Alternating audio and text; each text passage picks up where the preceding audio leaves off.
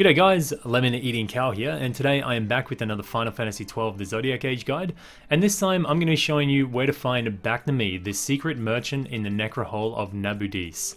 Now, this was originally in the Final Fantasy XII, the original one, but he was in a slightly different location, and I think he had a little bit better loot table or wares table. He used to sell the Maximilian and the Mage Power Shishak, I think, as well.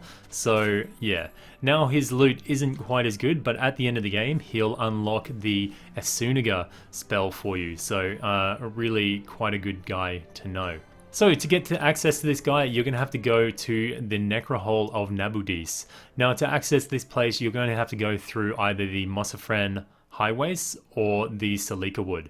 You can get here quite early on, but the enemies in here can be pretty punishing. But the biggest thing to watch out for is there's going to be some fusillade traps around, and they do massive amounts of damage to your party. So either have someone equipped with Libra so you can see the traps, or give everybody in your party float. So once you're in the Necrohol, you want to work your way up to the Cloister of the Highborn. And once you get here, go over to this spot that I'm standing in the map and face the corner or the column. Once you're there, you'll see 3 question marks and the ability to interact with that. A little merchant will just march out of nowhere and give you a shop. So depending on when you talk to this guy or when you come here, he'll have different wares. You can come back and visit him at any point during the story, and his wares will change slightly. So if you come here before the Draclaw laboratory, he will pretty much only sell accessories, nothing too stand out. He does have a good range, but really nothing fantastic. He also sells dark motes, aero motes, and aqua motes.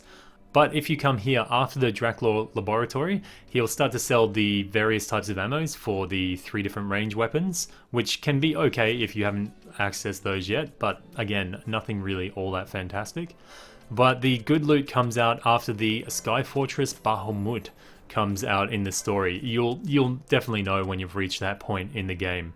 Once the Sky Fortress Bahamut is out, he will actually start selling you high ethers for around about 1,000 gil, Vanishiga motes for around about 400 gil, and Floatga motes for about 550 gil. The Floatga motes will be handy escaping this place to avoid all those nasty traps on the way out. But the big prize that he has for you is the Esunaga spell. Now the Esunaga spell cleanses you of most status ailments. I think maybe even all of them. I'm not sure. Maybe not Doom. I don't know. But it's pretty good anyway. But the Esunaga spell is the same thing, but it affects everybody in a certain radius of the person cast it on. So I think it's a really, really good spell. If you don't have the ribbons yet, or Remedy Law 3, it's really going to be a huge help later on in the game, because pretty much everything gives you status effects. So, there you have it. If this guide helped you out, please leave a thumbs up. If you need comments or suggestions, then leave them in the comment section below.